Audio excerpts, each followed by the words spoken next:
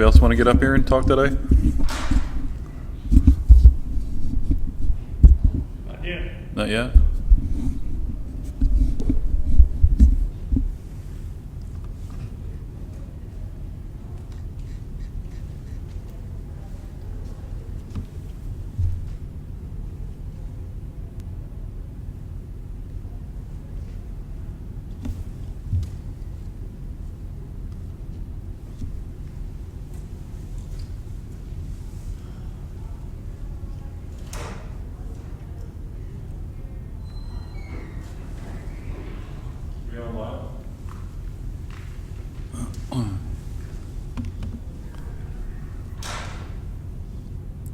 Good afternoon, ladies and gentlemen of Cedarfield, residents, team members, families of loved ones that live here, Pinnacle Advantage members. We're glad you're tuning in today, December 15th at 3 o'clock to this live chat. It will be a short one, probably just about 20 minutes, as I am the only one on the agenda right now. I have a couple of updates, nothing really outlandish here. Unless anybody has any questions, comments that we would like addressed. Eleanor Moore has the telephone posted here to my right, your left. So feel free to text or email, and we'll answer any and all of your questions today. First thing related to COVID, there seems to be a little bit of an increased anxiety around Cedarfield with the Omicron variant circling, and a lot of news coming out of the FDA and all these media outlets here in the last week.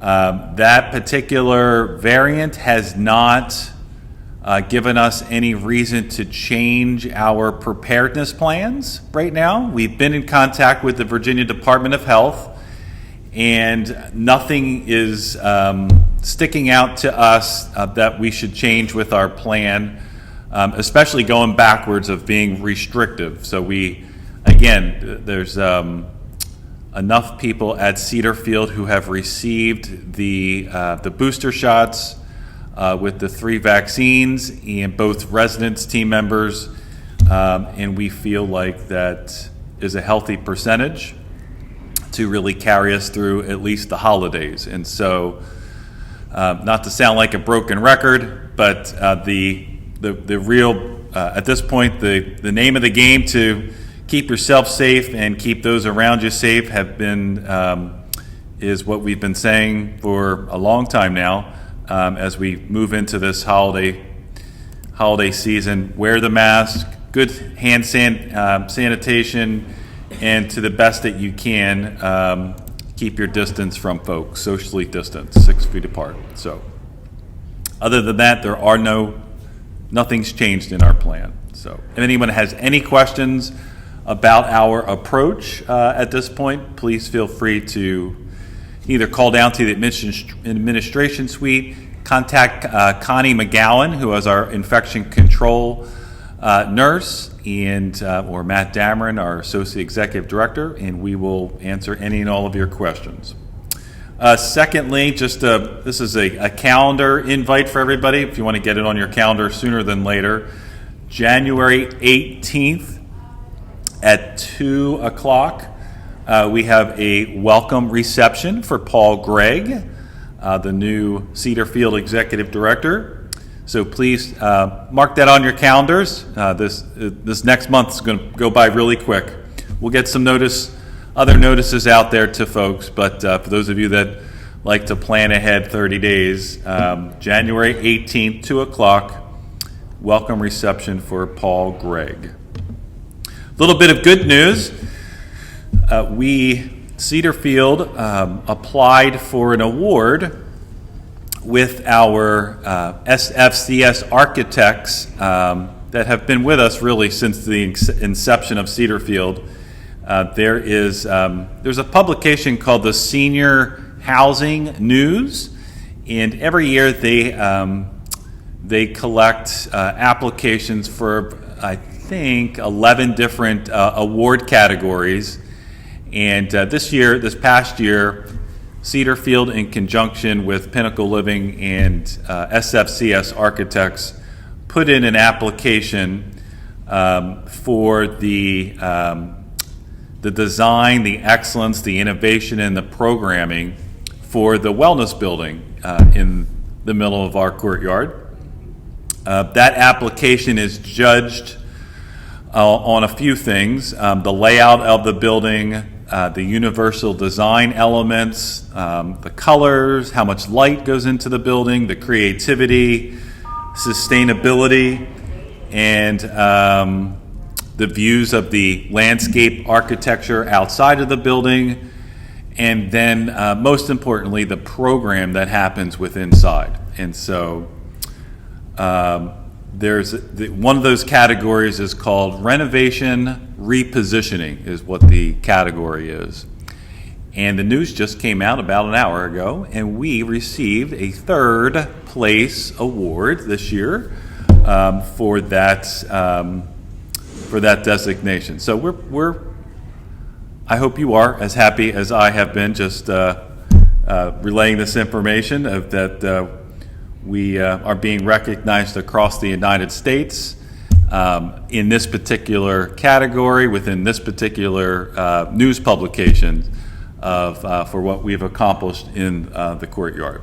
In this category, there were 18 nominees stretching from California all the way to New York. So congratulations, everybody. This is a team effort, both on the architects who helped design it. Residents actually had a lot of input into that building. And just want to call out two particular residents who helped with the application.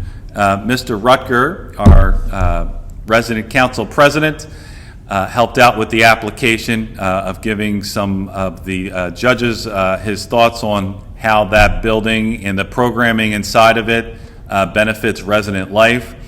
And then Tom Maxwell, who has been helping pioneer the Pathways to Wellness initiative for the last 10 years or so, which is why this building was even built to begin with, because the residents and team members came together to dream about programming and how Cedar Field could be different. Tom put pen to paper a couple weeks ago and put his thoughts going back to those early days of why we needed A, the programming, and then B, a building to go with it. So third place in a renovation repositioning category is pretty good in my book. So little good news. As it relates to our master plan expansion, next thing that's coming up is by the end of this month, the healthcare administration wing will be open. So Matt Dameron, the Associate Executive Director, Tamika Ross, our DON, Susan Dunaway, our MDS coordinator, all will be back into their offices. And so if you, we'll post some more information in a letter format about where you can find them. But essentially, when you're walking into the household building, and if you go to the right, up the elevator or on that floor to go into Lavender Lane and or Morning Glory, if you were in that position and make a left-hand turn instead of going in a right, all those offices are off on that side. So they should be back in their suite by the end of the month. And then next up is to open back up Morning Glory, our memory support assisted living, towards the end of April, back on the second floor, and then continue to move ahead with our master plan renovations for the next 18 months thereafter. So just a little bit about aging successfully and the Cedar Field safety net. Many of you, there's 130 residents that went to dinner last night in the grill, the pub, and or the Prima area. And if you are one of those 130, you had passed a table with Penny and Jennifer, Health Pro Heritage and Affirmation at that table, just standing there giving people information about outpatient therapy and home health and answering questions. It seemed like that was a very well received, we call it a table talk, just for residents just to freely come up to the table and ask any questions. Penny and Jennifer had said it was time well spent with the residents, and so we're going to do more table talks, having different service lines around the community so that residents can freely ask questions of that subject matter expert. And so particularly with the clinic, home health, home care, outpatient therapy, and what will be coming to Cedarfield real soon, in now less than a year, which is our Medicare Part A inpatient neighborhood. It's 10 months away for that level of service now, so we're excited about that. So we're going to really concentrate on the balance of December, January, and February, and doing more education and communication with the residents about the safety net, the clinic, home health, home care, outpatient therapy, and how it all fits together for people, so that people are informed to make decisions about those services of when they need them, if they need them. On the marketing and sales front, things are going very well with a mighty team of three, that being Patty, Bo, and Elizabeth. Looks like we're going to end December as a community at a little over 94% occupied, 94.5% occupied, so that's good.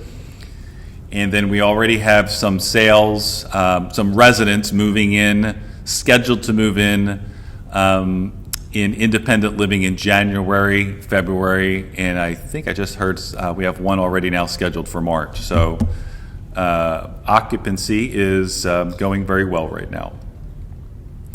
On the housekeeping front, I did finally get an answer yesterday. One of the Mr. Rucker and I have been talking about this for a couple of months, and residents have been asking, why do we recycle our paper, aluminum, plastics, if they just go to a landfill off of Knuckles Road? Why do we spend so much time on the front end when in reality it just goes into a wasteland? So I had the opportunity yesterday, because I could not up until yesterday get a straight answer when I make the phone call to Henrico County. So I talked to a gentleman by the name of Virgil Hazlitt. He was the Henrico County manager and worked with the county for over 42 years. He is now a family member of Cedarfield. He's part of our family. Talked with him yesterday, and he says, Michael, here's the scoop. All recyclable trucks that come and pick up stuff across the county, they drive all of those recyclables to the Knuckles Road landfill, and what they do is they don't actually put it in the landfill. They drop it off at a certain location in that space, and then other trucks or companies come to pick up separately the paper, the aluminum, and the plastics, and then they drive all of those recyclables to different recyclable plants around the Commonwealth. I had not heard that up until yesterday. That was true when he was in office, and it's still true to this day. So I guess the message here is for those of you that care about the world and want to do the right thing, social accountability and protecting the environment, what we do here does make a difference. When you put out your recyclables out your front door, they do go up to that landfill, and then they get handled appropriately. And so we're going to keep doing what we're doing, Sharon Brown is leading that effort. We're actually going to start a Going Green action team where residents and team members come together and start putting a little bit more plans together about what we might be able to do more of to protect our environment. So look forward to that a little bit more of that information to come out in the early part of next year. Some good news on health services. We had an unexpected inspection last week from Department of Social Services. That is the government agency within the Commonwealth of Virginia that regulates assisted living and regulates the memory support assisted living. Good news to share. We had a deficiency-free survey. So hats off to Matt Dameron, Tamika, and the neighborhood leaders, the clinical leaders, which are Lauren is the neighborhood leader over in memory support, Melissa is the clinical leader, and Tracy's the clinical leader here in assisted living. And so they're just 6 people, but it takes a village, the whole team. A deficiency-free survey is nothing to gloss over. If you do remember, we had a deficiency-free survey last month with our Virginia Department of Health government agency for our household building and our 4th floor neighborhoods, otherwise known as the nursing home section of our community. So 2 deficiency-free surveys in the last couple of weeks. So if you see any of the team members that work in and around across all levels within that side of our community, if you could just pat them on the back, I know that they would be thankful that you at least recognizing their efforts. On dining services front, David did share a little bit about that he is and the team are opening up the Prima restaurant with the tablecloths, and it's going to be the same menu, but at least we're going to open up that space here next week. And so that's a nice little add back for the residents. I think we're at a point where we're going to add a couple other things down in the Atrium Cafe now. Staffing's picking up. We hired 2 people for the Atrium Cafe. So a little bit more news about that coming out next week. And I can't go another week without, again, thanking the residents on the philanthropy front. If you didn't hear this news, the residents, through Mr. Ravi's leadership, raised $252,000 over the last couple of months, which equates to, if a team member was a full-time team member, that's a $1,280 check that they received last Thursday. So thank you to all of the residents, team members, and families who generously supported that campaign. And thanks to Mrs. Ramage and Mrs. Rutger and every other volunteer that made the party possible on Thursday. Residents or team members are still talking about it, and they'll still be talking about it for months to come. And the fact that y'all recognize them in that way, that's very, very significant. So thank you very much. We appreciate it. One item on the business office financial front, James Green.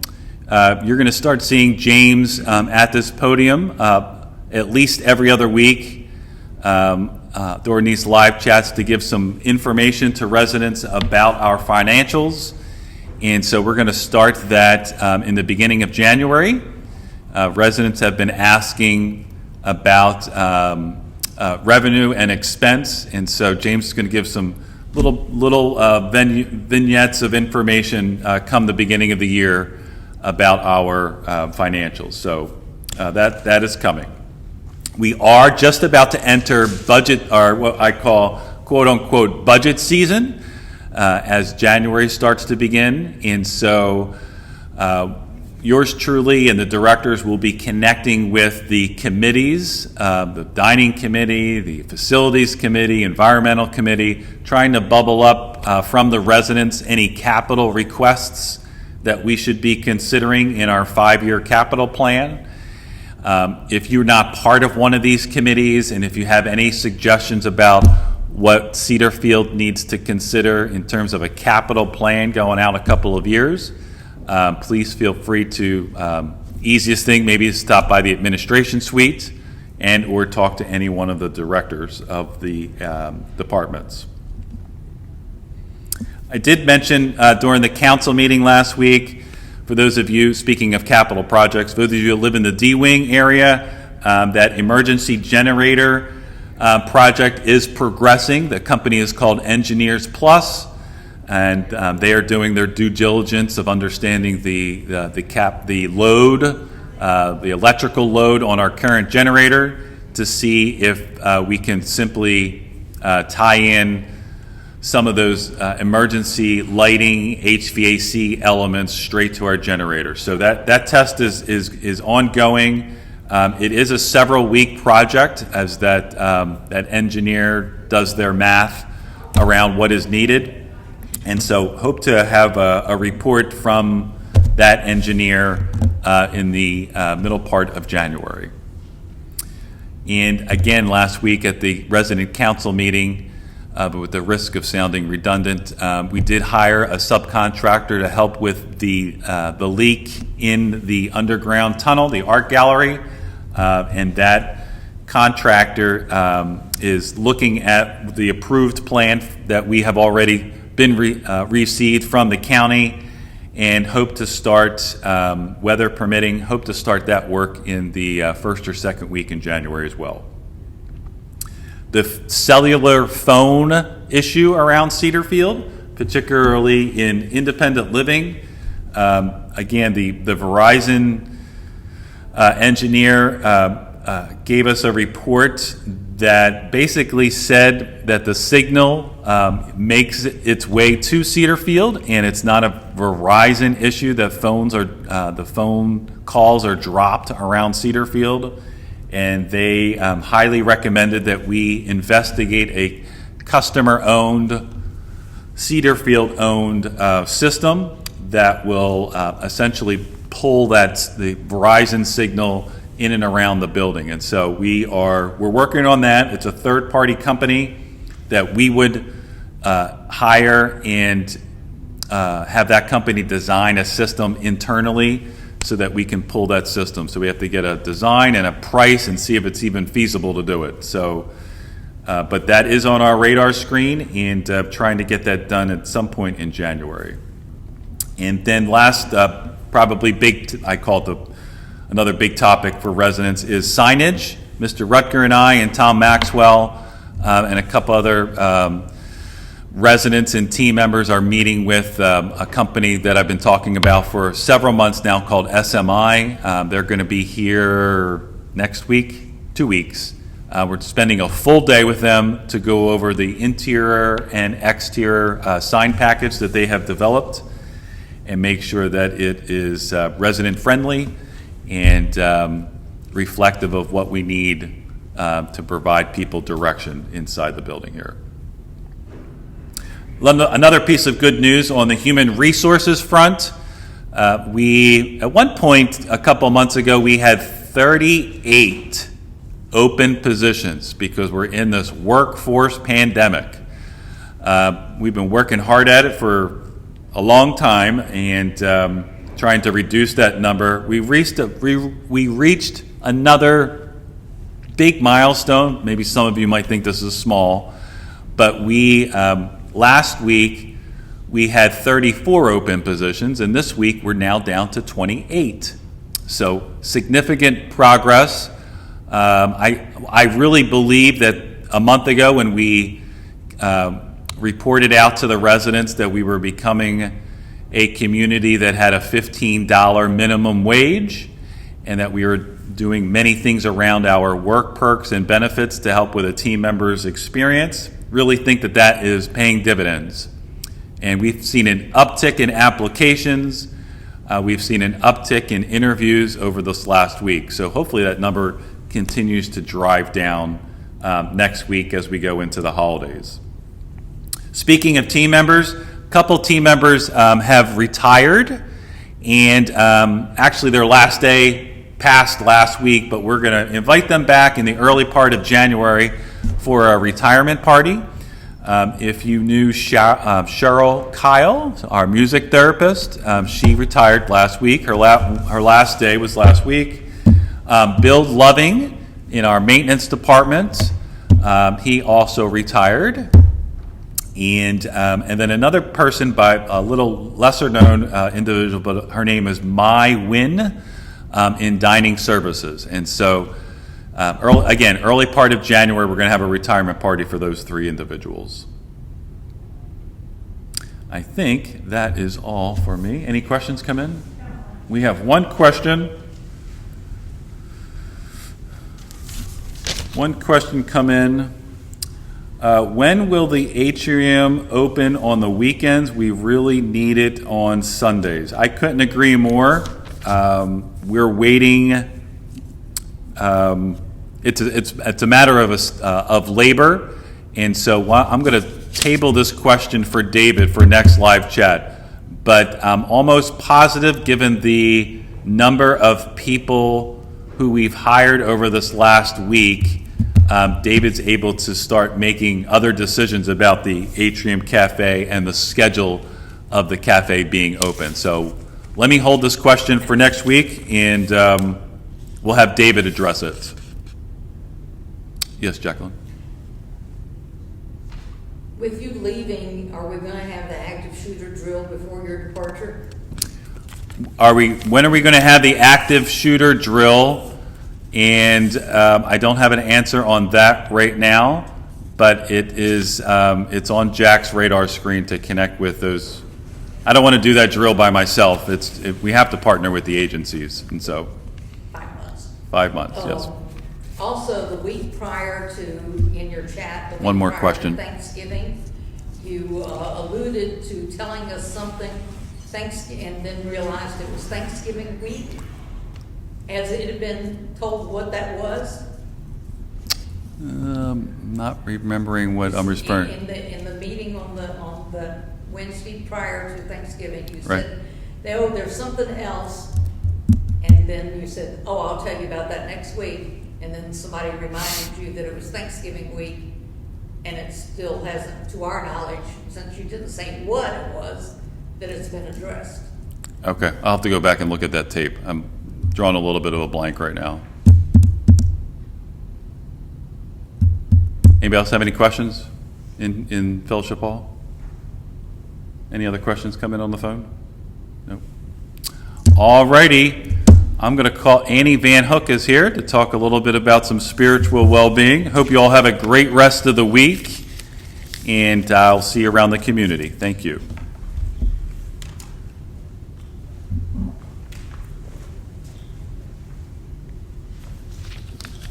Good afternoon. I would like to focus on the words of Sarah Teasdale. She's an American lyric poem writer. And she said this: take a moment to breathe. Sarah says, I take the most of all that comes and the least of all that goes. I need a moment to catch my breath, to take in wonder, to explore my thoughts, to consider my faith, to reflect on the day, to wait and listen. When I look at my schedule and consider how many moments come and go, wasted on mindless tasks or route thoughts, it's no surprise that I feel worn out and hurried and have little to show for it. Moments of silence allows us to listen for the cues and the leadings that the whirl of our autopilot world tends to drown out. What currently keeps you from silence? Is it the busyness of your day, the rhythm of your life, the pulse of your own expectations? Maybe the better question is, what comes first, avoidance of silence, or the busyness. While some of us are just more naturally inclined to crave solitude, I believe we are all created to experience those moments of silence and seeking. This is when we can feel and know that something is greater than ourselves. Still, those moments allow us to welcome what this day has to offer. We are less likely to cling to the burdens of yesterday or clench our fingers around today in anticipation of tomorrow's possible concerns. So I say to you today, think about it. Pencil in a moment of silence. Let that be part of your self-care routine. God bless you and have a good evening.